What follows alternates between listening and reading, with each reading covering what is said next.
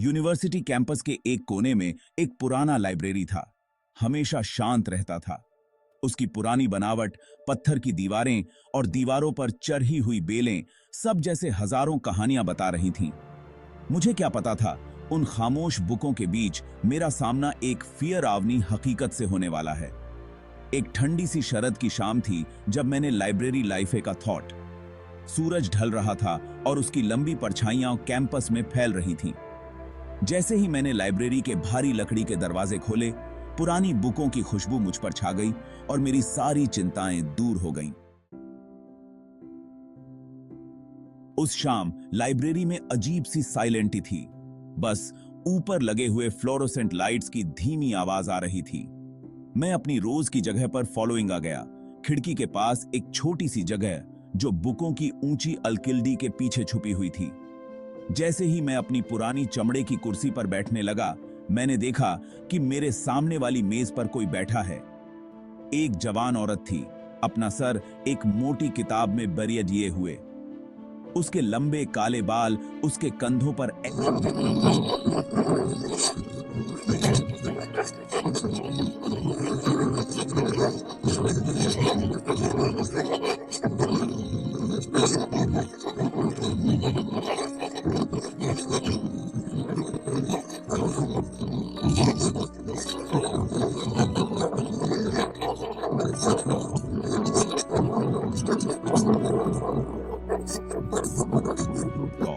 मैंने फिर कोशिश करी, इस बार जोर से।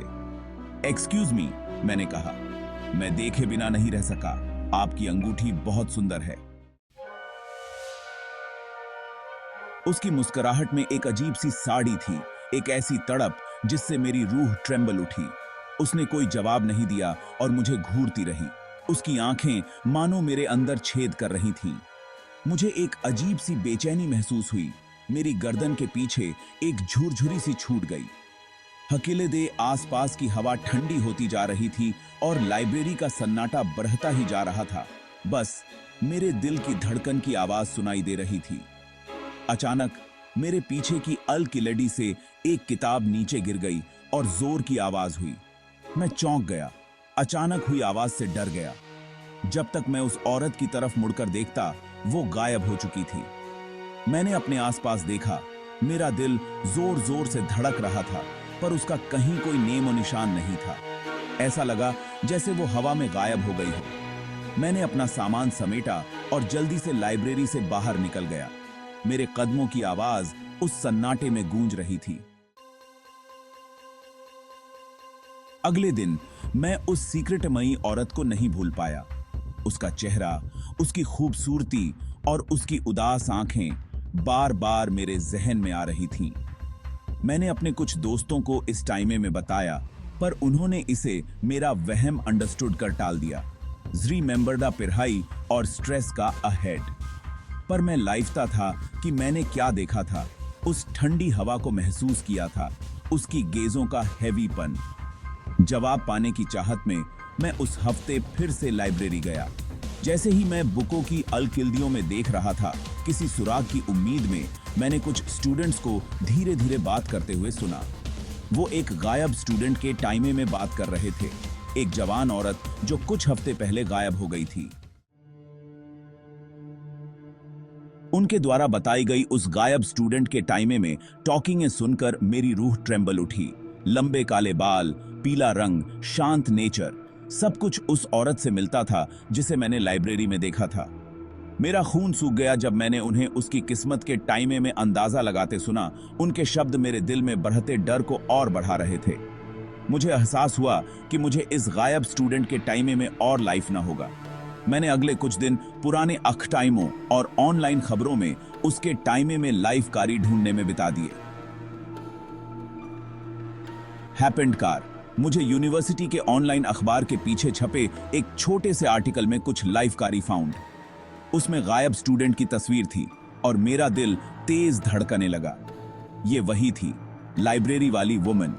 उस आर्टिकल में उसकी गुमशुदगी के टाइमे में कुछ और बताया गया था, जिसमें उसका नाम भी इवनिंग था, एलेनोर वैंस। एलेनोर। मुझे एकदम से डर लग गया जब मुझे ट्रूथ चाई का पता फॉलोइंग आ।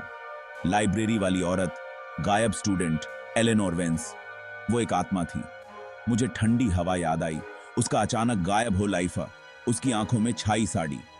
अब सब साफ हो गया था। वो फंसी हुई थी, आगे नहीं बढ़ पा रही थी। डर और एक अजीब सी जिम्मेदारी के फॉलोइंग थे मैं अगली ही शाम फिर से लाइब्रेरी पहुंच गया। मुझे एलेनोर वेंस के टाइमे में और लाइफ ना था, उसके साथ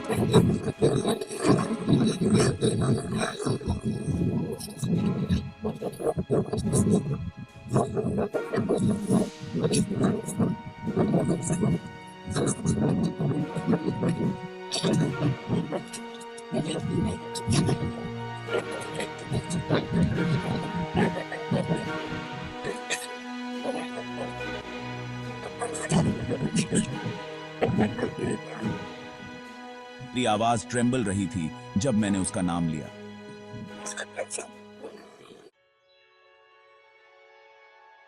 एलेनोर वेंस की आत्मा ने धीरे से अपना सर उठाया।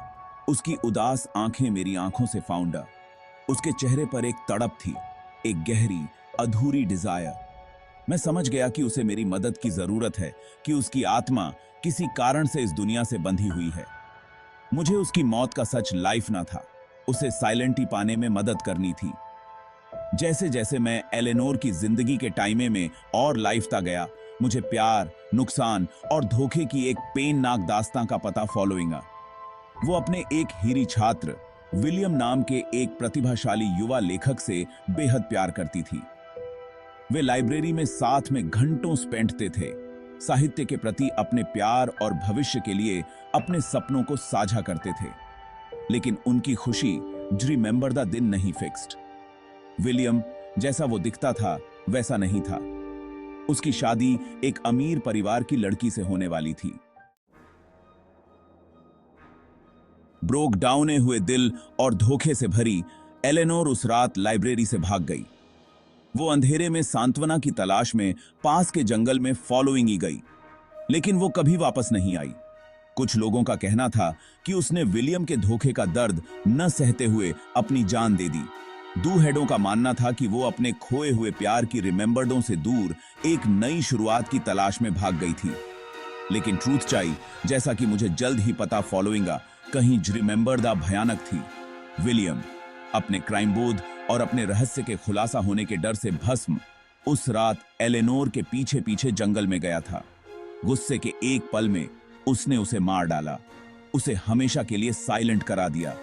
उसने उसके शरीर को जंगल में दफना दिया, अपने पाथिकम को छिपाने के लिए झूठ का सहारा लिया।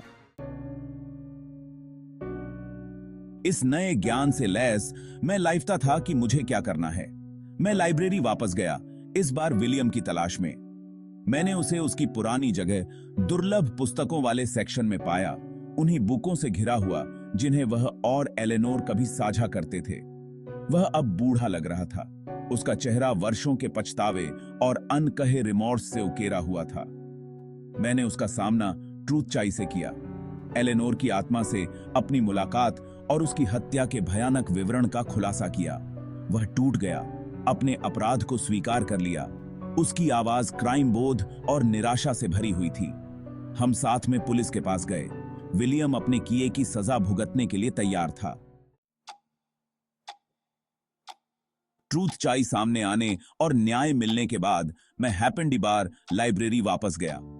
हवा अब हल्की लग रही थी, दमनकारी मौन की जगह सिलेंटी की भावना ने ले ली थी।